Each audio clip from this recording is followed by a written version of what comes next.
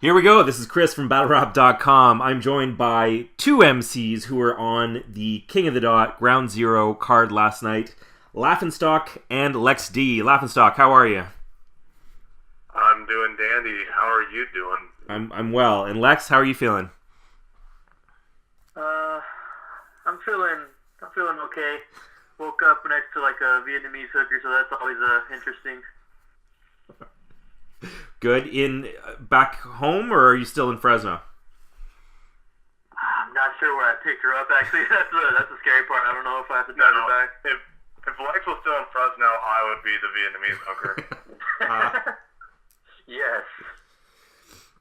So we'll talk about the hooker in a second, but just tell me what the hell happened last night. I saw a few different updates. It sounded like the police were involved. What happened? Well, what had happened was the day of the event, the venue got changed from an actual venue to a barber shop. And about 3 battles in, the neighbors caught aware of what we were doing, and they sent a false report saying that we were conspiring to murder, and there was helicopters, and it was obviously a severe fire code violation. So police shut us down about 3 or 4 battles in, and we had to relocate to a house. And me and Lex, I don't want to jump back too far ahead, but battled 5-6 of a battle, and then had to move inside the house because the cops again were on our tail. So I don't know how. I like how at that point. Sorry, I was going to say I don't know how much of that to believe. Is that all true, Lex? Yes, that's actually all 100% true.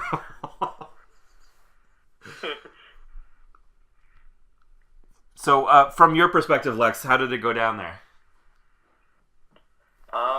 Well, from my perspective, once again, it was a shitty drive. I got there, then I saw Brett, and my heart just smiled. And then there was a lot of people out there doing illegal activities. The cops showed up. All the white people were okay, though. And, I don't know. I felt like I had to fear for my life for a bit. But then they saw the way I was dressed and that I had glasses, and they were like, oh, surely he's probably not the problem.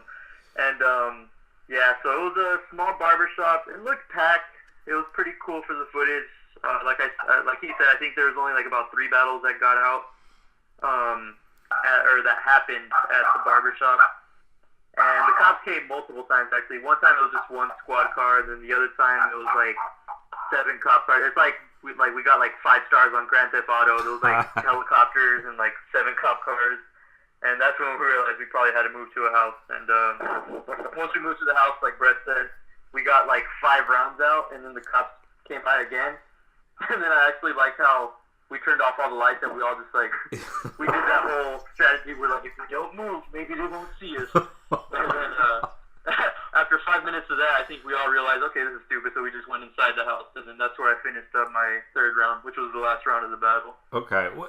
Now, the second group of cops that came by to the house, were they the same as the first group of cops, or were they different cops? Well, the house was about 2 blocks away from the barber shop, so I don't doubt they might have been on the same squad, but they're probably sick of chasing these hoodlums around the neighborhood and having their poetry fights for all the neighbors to hear. But the cops, they came to the house, and they weren't. Thankfully, it was just 1 cop car. At the barber shop, there was my recent count was 4 cars, a fire truck, and a helicopter. So we got our GTA star down to 1 for the backyard battle of the night. Right. And what was the tone of the interaction with the police both times?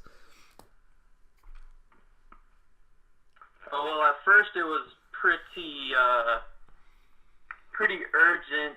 It seemed like I think Les one was the first one to interact with the 7 squad cars that came by like the second time at the barbershop, and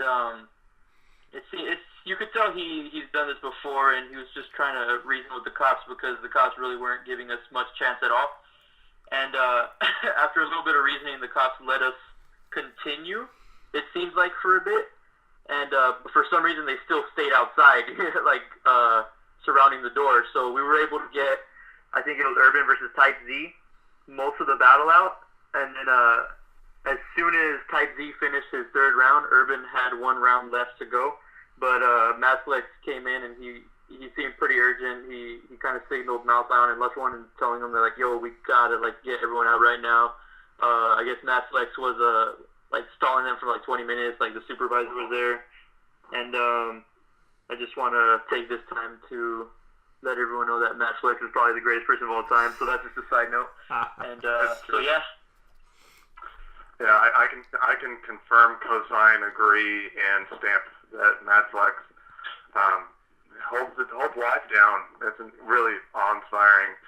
But yeah, it was kind of entertaining. I couldn't hear what Lush was saying to the police, but it didn't seem like he turned off being Lush. It was just very like listen, officers, we're peaceful and we're peaceful and graceful. You know your girl likes to suck on my meatball, and just like this is some real California business. And then they're like, but whatever it was, he handled it very well.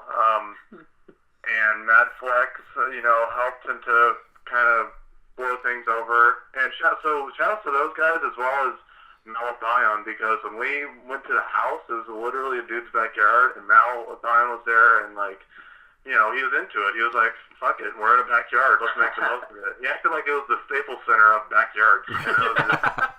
It was really like inspiring, as weird as that sounds. Yeah, he made me feel good about myself. That was pretty cool. So, okay, so let's talk about the battles. You guys got all of your battle out. Who won? The fans. Yes, definitely. The culture.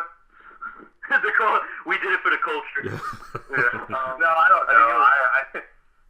What do you think? Like, I wouldn't be surprised if people said Lex beat me. In all honesty, as weird as it sounds to not suck your own dick in battle rap. It's just, I was kind of in my own head, but I heard swarms of laughter around me. So I was like, alright, he's doing good. And I told him, our first 2 rounds, I got all 3 of my rounds outside, so my voice went up into the air. But then when we moved into the living room for Lex's third, it was just like a living room with no furniture, so everything echoed and sounded amazing. I was like, oh man, I want to battle in an empty living room. Yeah. I had the unfair advantage of having like a mediocre round sound, like after the fire. Yeah. But I can't, I'm obviously gonna be biased because I love Lex and I hate myself at all times. But so it was a good battle. That's all I know. The setting wasn't ideal, and I kind of wish we got to do it inside a barbershop. As weird as that sounds. Yeah. Well, I mean, we took what we could, and we tried to make vodka out of lemons. Right.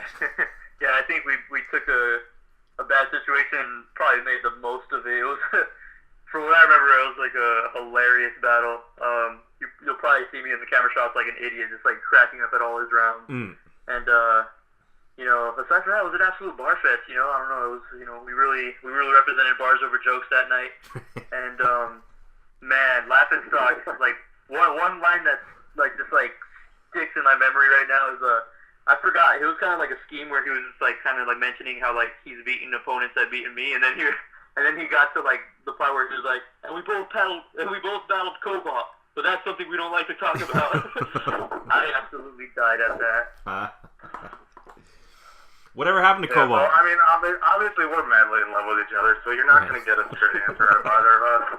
But from memory, it seems like the best battle you can have in a backyard/living room. Yes. Well, it's good. Sometimes you need a change of pace from, the typical battle rap locations. Or something. Yeah, I'm so sick of battling in barbershops. I needed that backyard. It was funny. It was like the only venue where Malfire couldn't announce where he was at in the intro. Right. So let's talk about the rest of the card. Starting at the top, I guess. So Johnny Storm versus Reverse Live, that happened? It did happen. Yeah. That brought the house down. And it was literally a house. So it was sick.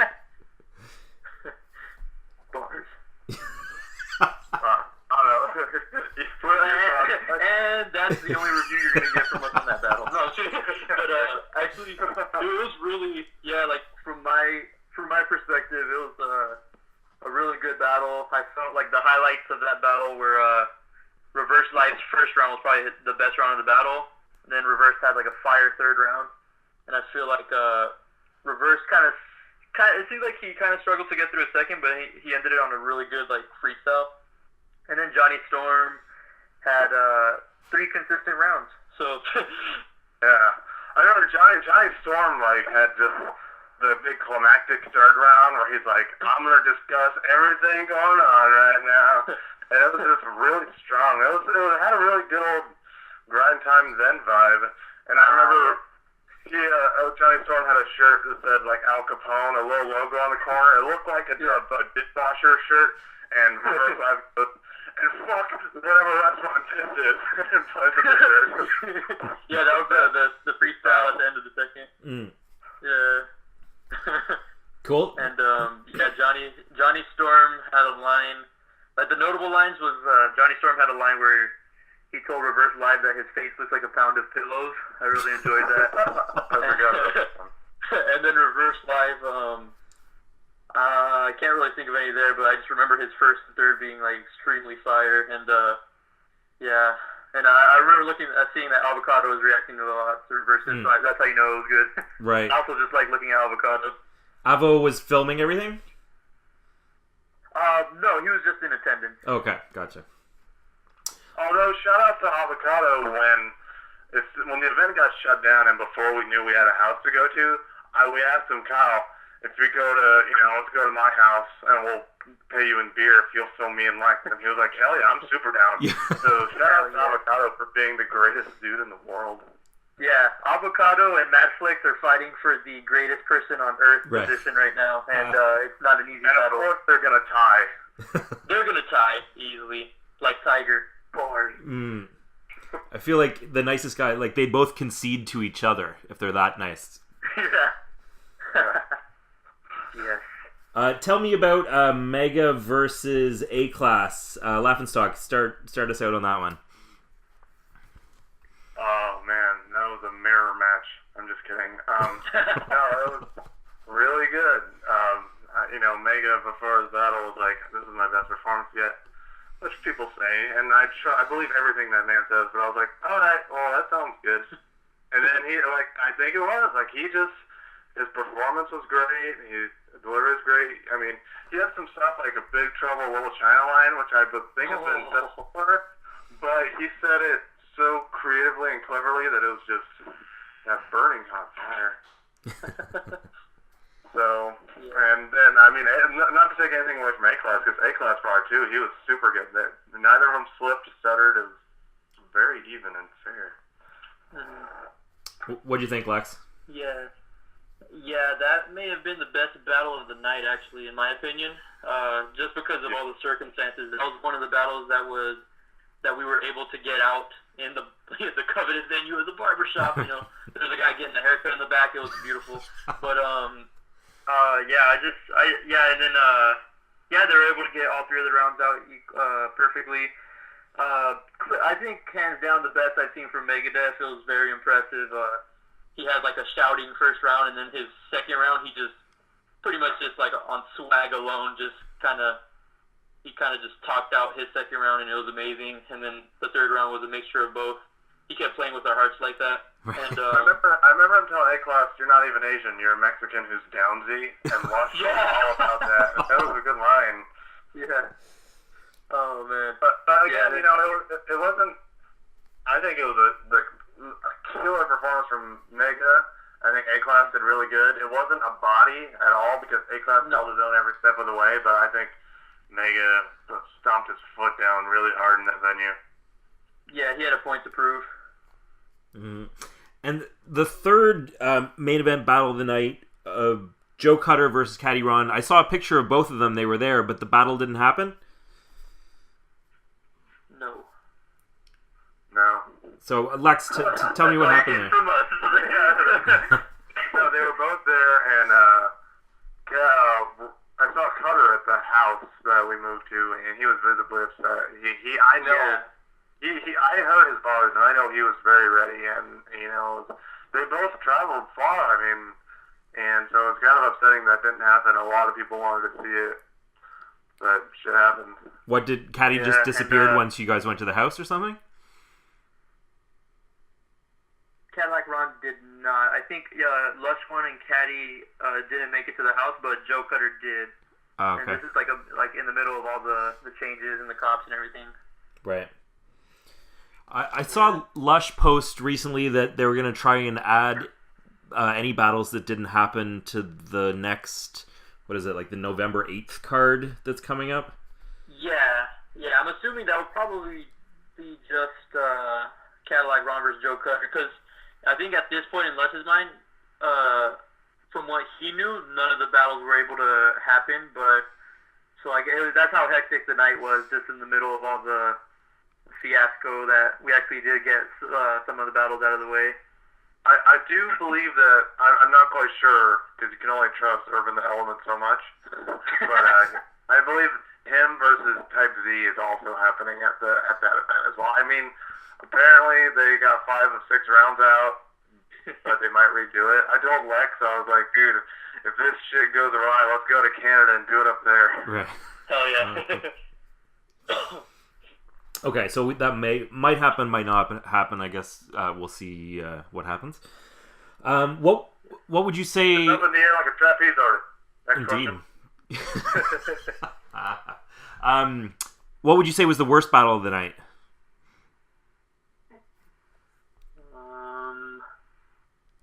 Let me see. I don't want to be mean because it's probably one of the beginning battles. I don't want to be mean. Okay, you don't have to be mean.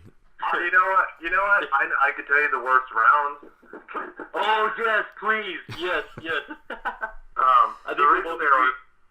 The reason I think they were bad rounds is because they weren't battle rap rounds. Logic the Saint versus Young One, the first battle. Logic the Saint's third round was he said everyone compares me to a moral technique.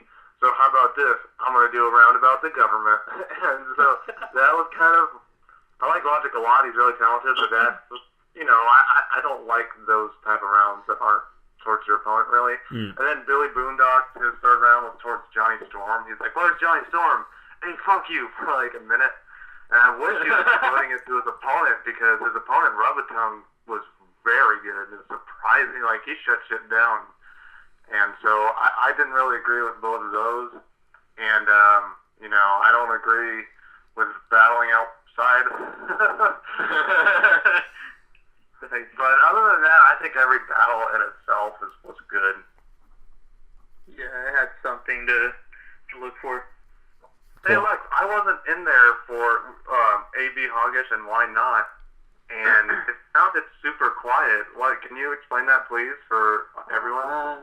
Yes. Well, AB Hoggish, and Why Not? That was the battle. So, next question? No, I'm kidding. Actually, you know what? AB Hoggish is naturally super chill and laid back, and I think that's what adds to his delivery. And so, I think that's probably a reason why there wasn't much reaction on his side. But he was still getting it, though. Like, he got all his rounds out pretty cleanly. And Why Not was a little more active and aggressive. But it's like, it was almost like they had similar styles, and he got a little more crowd reaction than AB Hoggish. But I think that was just one of those battles where the crowd was just listening. They were just kind of enjoying and listening. And it was a decent battle. For being a jokester, I actually enjoyed it because it was like all bars. I think AB Hoggish had a line where he was like, my gun go brat brat, and your gun go pat pat. So that was pretty cool. I wish I could do stuff like that. And then Why Not was white, and he had a lot of lines about gun bars. So that's another thing. That was pretty good. Who would you say were the most impressive people on the undercard? You mentioned Rubatung. Rubatung. Did very well. As opposed to Rubbertongue. Yeah, no. Don't confuse it. His is an A. And Tom is misspelled too. He is very Googleable. So I thought Robotung did really well. A Young One I thought did really. I think Young One is good. I mean, he's friends with both of us. But afterwards, I was like, you did surprisingly good. Like that was better than I expected. So I thought Young One did well. I don't know, Lex. Who do you think? I think, you know what? I actually liked Logic the Saint's first 2 rounds. I thought that was cool. Those were good. Those were super good. And then he had a third round about how the dollar is worth less than the euro or something, and then he started talking about how like poutine is like better than like chicken sandwiches, and it got pretty weird, but yeah, it got really meta. He was talking about the exchange rate between wampum and the dollar, and it was just I wish I stayed in college longer so I can understand it. Yeah, I think Why Not's delivery and aggression actually kind of surprised me. Like I said, because A.B. Hoggis was very like laid back. It works for me, but it looked like the crowd was kind of rocking with Why Not a little more. And then as far as the earlier performances, I think SM really impressed me. He, as always, because you never know if you're going to get the SM who's just, trying to party and he just freestyles 3 rounds, or the SM that's a very, very good rapper. And that's what we got yesterday. SM, when he's on his shit, can beat anybody. I've told him blatantly, when you choke and freestyle, I want to punch you in the face, because when you don't, you are incredibly talented. And he got all 3 rounds really well. Yeah. We should also mention that Megadeth and Reverse Live both have beards and were wearing the exact same shirt, so it just it looked like a before and after picture of Trim Spa for the same dude. Yeah, it was literally the same outfit. It was pretty beautiful. Unplanned, presumably. Yes. Oh, no, I don't doubt it. I think those guys just have a subliminal dress code that they follow without telling each other. Yeah. It actually looked like they just got out of the woods, like, down the street, chopping down trees and stuff. It was pretty magical. Yeah, it seems like they both drink the same IPA beer. Like one of them texted him in the morning and said, flannel button to the top, and the other one replied, yep. And that's it. They're good to go. Yeah, it looked like they shaved their beards with basketballs. It's pretty cool. It looked like if you shaved Reverse Live's beard, you would find a nest in it. Yes. Like a bug's nest or a bird's nest? An ostrich nest. Yeah. I got a bird so big it can't fly. Yeah, Reverse Live's beard has so many birds that Dirtbag Dan writes rounds about it.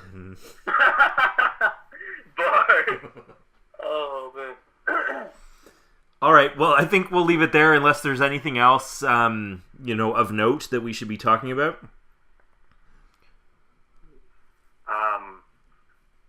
No. Yeah, no. These are the questions that usually.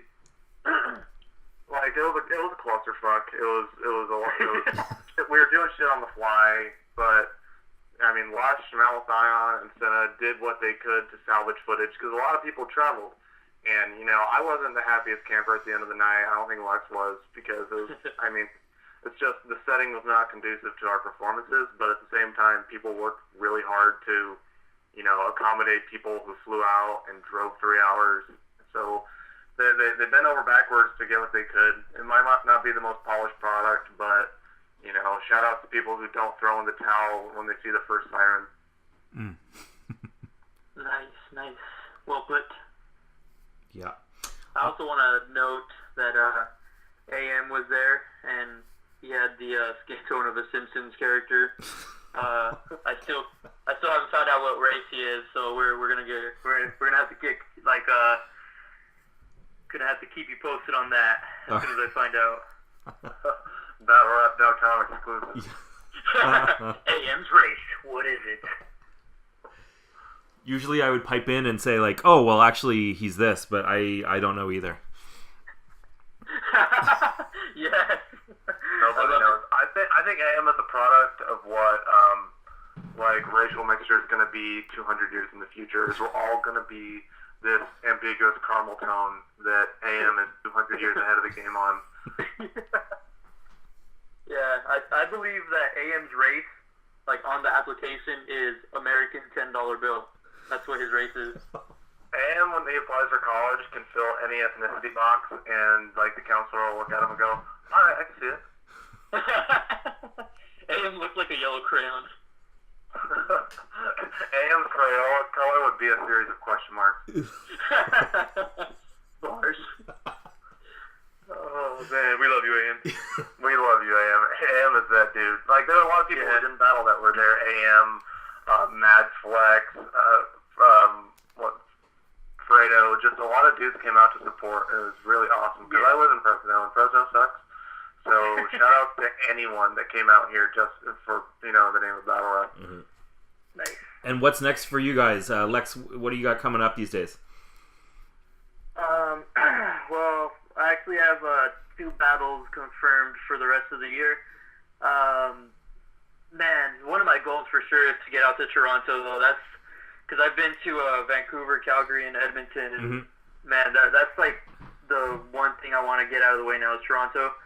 But I actually have a Spanish rap battle coming up, and that is kind of scary because Spanish is my second language, and so that's a very interesting thing. I think that's an exclusive. It hasn't even been announced yet. Nice. And Wait, I'm sorry, I don't mean to interrupt. I know we're not supposed to talk over, but I just saw a friend of ours post he's doing a Spanish rap battle. Is it against you? No, I think you're talking about Essen?